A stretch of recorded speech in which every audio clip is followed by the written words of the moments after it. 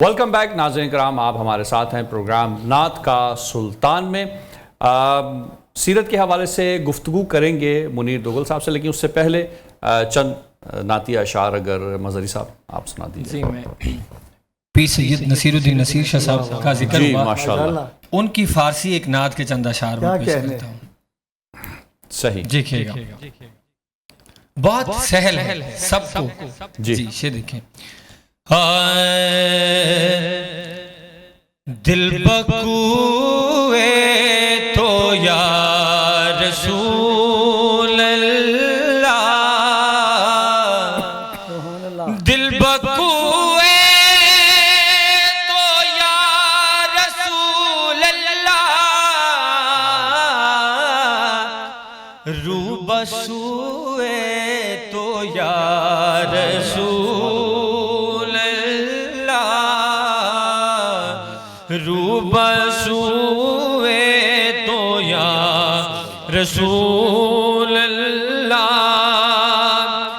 اہل دین سوئے کعبہ سجدہ کنند، اہل دین سوئے کعبہ سجدہ کنند، کعبہ سوئے تو یا رسول اللہ،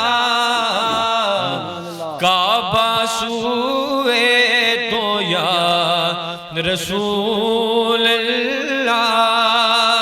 سے دیکھئے گا، برلبے ذوالجلال والاکرام، سبحان اللہ سبحان اللہ، برلبے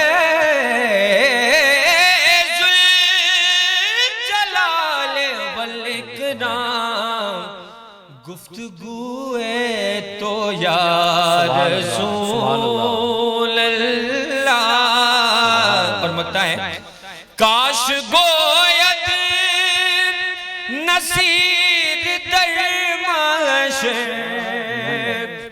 کاش گوید نصیر در محشر، روبروئے تو یا رسول اللہ۔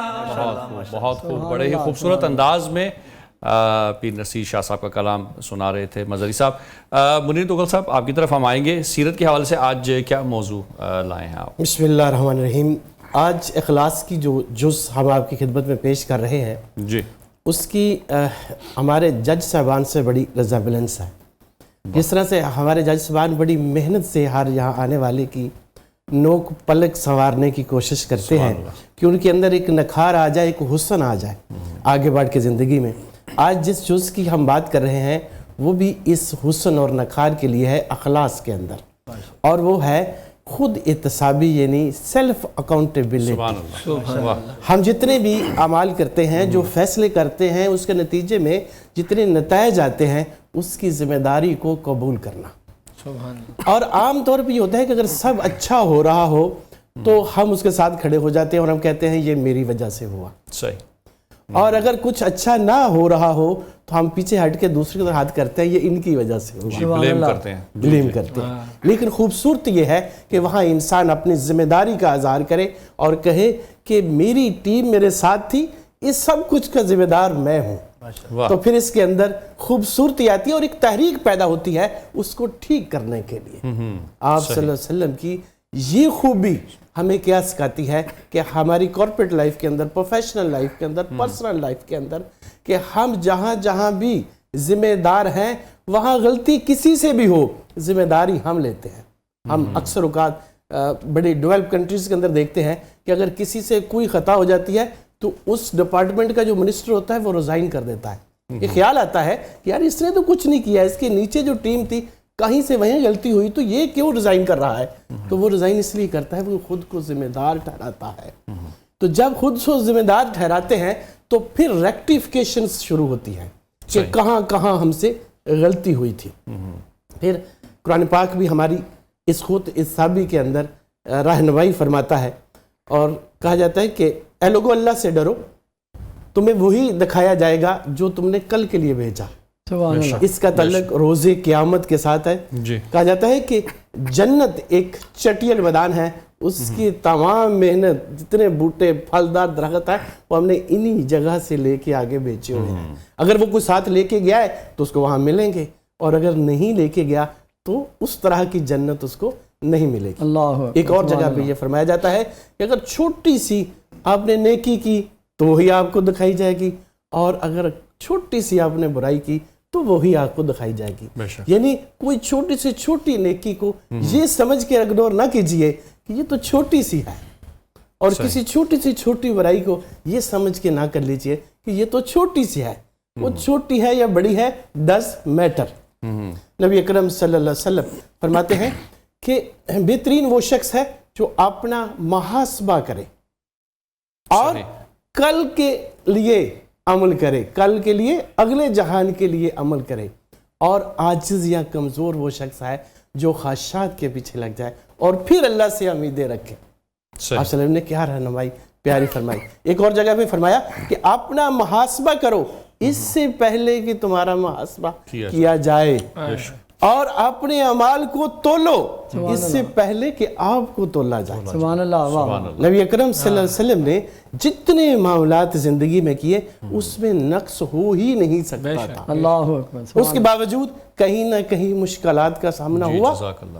تو جس وقت اس مشکلات کا سامنا ہوا تو اس کے گزر جانے کے بعد آپ صلی اللہ علیہ وسلم اپنے صحابہ اکرام رضوان اللہ کی ٹیم کے ساتھ بیٹھتے اور پھر دیکھتے کہ کہاں غلطی ہوئی ہے, اور اس غلطی کی ریکٹیفیکیشن سے آپ صلی اللہ علیہ وسلم نے اپنے صحابہ اکرام رضوان اللہ کی ٹیم کو عام سے خاص بنا دیا. سبحان اللہ. ان جیسا خاص کوئی ہو ہی نہیں سکتا. بے شک. یہ آپ صلی اللہ علیہ وسلم کی محنت تھی اور خود احتساب بھی تھی. جنگ احد کے مقام کے اوپر بڑی اچھے حالات تھے. شروع کے اندر ٹیم اچھی تھی, مقدار اچھی تھی, اور آپ صلی اللہ علیہ وسلم کی وہاں ترتیب بڑی اچھی تھی, پلاننگ بڑی اچھی تھی. آپ صلی اللہ علیہ وسلم نے فرمایا کہ یہ جو آ رہے ہیں ان کو آنے دو, کچھ لوگ یہاں پہاڑی پہ بیٹھ جاؤ تیروں والے, اور یہاں سے ہلنا نہ جب تک میں آپ کو حکم نہ دوں. سبحان اللہ. شروع میں جنگ بہترین طریقے سے جیتی گئی, دشمن کو پیچھے دھکیل دیا گیا, لیکن جن کی ڈیوٹی پہاڑی کے اوپر لگی تو انہوں نے دیکھا کہ جنگ تو ہم جیت چکے, سامان وہاں پڑا ہے, تو چلو یہ سامان اکٹھا کرتے ہیں.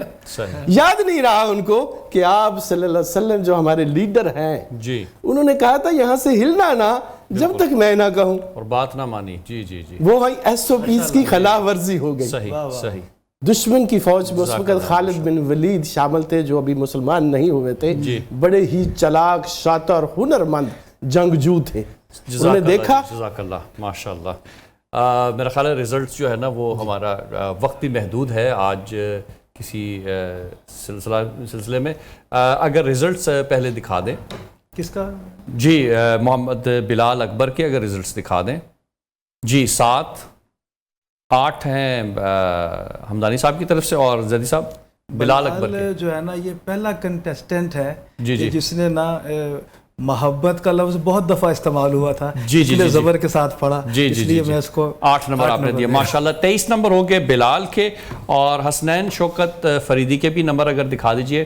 7 ہیں اور 8 22 نمبر.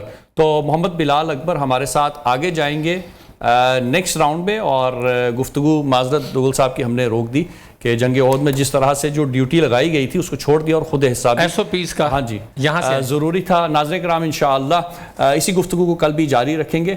اس وقت آپ سے اجازت چاہتے ہیں. والسلام علیکم ورحمۃ اللہ وبرکاتہ.